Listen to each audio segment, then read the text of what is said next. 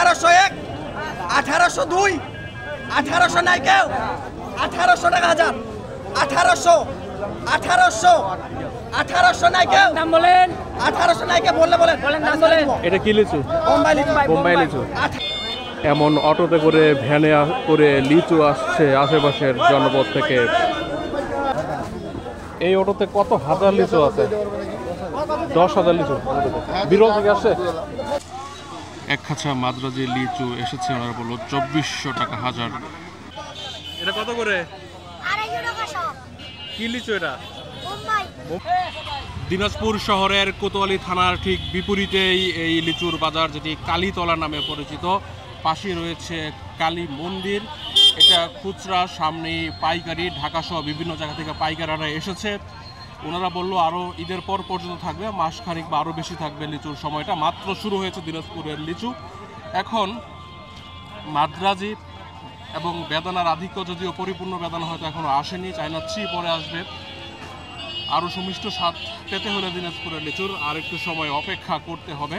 এই যে বিশাল বট গাছ, এই যে খাঁচাগুলো 50 বা 100 করে বিক্রি হচ্ছে। এই মন্দিরের পাশে কালী বট গাছের নিচে চায়ের দোকান, এখানে রং চা খেলাম, চিতই পিঠা বিক্রি হচ্ছে। আর ঠান্ডার মধ্যে বসে ওনারা লিচু বিক্রি করছে। অধিকাংশই এসেছে বিরল থেকে, সেই বিরলের দিকে যাব। এখানে চিতই পিঠা বিক্রি হচ্ছে মানুষ। জয়কালী মন্দির স্থাপিত 1218 বাংলা এবং 1733 শকাব্দের হিসাবটাও কিন্তু এখানে খোদাই করা আছে। এটা কি জাতের লিচু? মাদ্রাজি। এখানের সিজন কয় মাস, কতদিন থাকে? ঈদের আগ পর্যন্ত। মাত্র শুরু হয়েছে মনে হয়। এগুলো হচ্ছে পাইকারদের আড়ত মোহকাম। এখান থেকে ট্রাকের মাধ্যমে বড় বড় লিচু সারা দেশে এখান থেকে যাবে। এটা হচ্ছে আড়তদারদের জায়গা। বট গাছ রয়েছে এখানে একটা, ওই পাশে একটা। ওই বট গাছের নিচে যেটা থানার পাশে, ওখানে খুচরা বিক্রি হয়, এখানে পাইকারি। পাশেই কালী মন্দির। কালী মন্দিরের পাশে বট গাছ বলে হয়তো এই জায়গাটির নাম কালীতলা, কালী বট গাছের তলা। এখানেই সবচেয়ে বড় লিচুর বেচা বিক্রি হয় দিনাজপুরের মধ্যে। আর এখানে রয়েছে কুরিয়ার সার্ভিস। কুরিয়ার সার্ভিসটা যদি ইন্ডিভিজুয়াল কেউ পাঠাতে চায়, এটা মোটামুটি ব্যয়বহুল প্রক্রিয়া। একজন যেটা বললো যে প্রতি পিস লিচুর জন্য প্রতি 1 টাকা করে খরচ হয় এভারেজে গিয়ে, কারণ খাঁচা কিনতে হবে 100 টাকা দিয়ে, ছোট বড়। আবার লিচু 200 পিস লিচু হলে 300 টাকা, বা টাকার বাইরে হলে 400 টাকায়। সেই তুলনায় পাইকাররা যেটা নেয় ওদের নিজস্ব পরিবহনে, সেটাও হয়তো অনেক সময় আরও কম খরচ করে, কারণ ওরা তো লাখ লাখ লিচু নিয়ে থাকে এখান থেকে।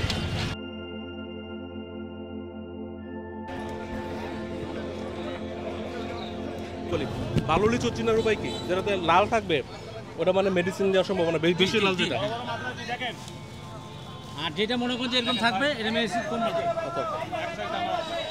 এই মাদ্রাজিগুলো আজকে 300 করে বিক্রি হচ্ছে।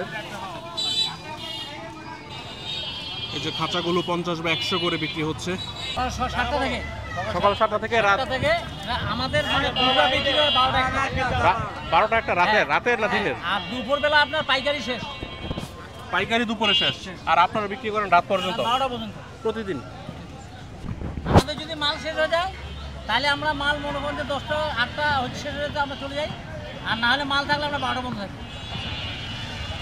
আর আমি যদি বাগানে ঘুরতে যাই, তাহলে কোন জায়গায় গেলে বেশি বাগান দেখা যাবে? জি, কোন এলাকায় গেলে বেশি লিচু বাগান দেখা যাবে? যেদিকে যাবেন ওইদিকে বাগান যাবেন। বিরল যাবেন, মাধব মাটি যাবেন, মাসিপুর যাবেন, ওইদিকে পাবেন। আপনি এদিকে যেদিকে এখান থেকে অটো যাবে মাসিমপুর? হ্যাঁ, মাসিমপুর অটো। তবে ওই আপনি তো নতুন লোক, বুঝছেন না? না, আমি কিনবো না তো, আমি বাগান দেখবো। দেখবেন তো? দেখবো। আপনি সবচেয়ে ভালো বিরলের সাথে ভালো হবে আপনার দেখার জন্য। বিরল মাসিপুর আবার বেতনা বেশি। বিরল মাতামাটি যাবে, মাতামাটি বিরল।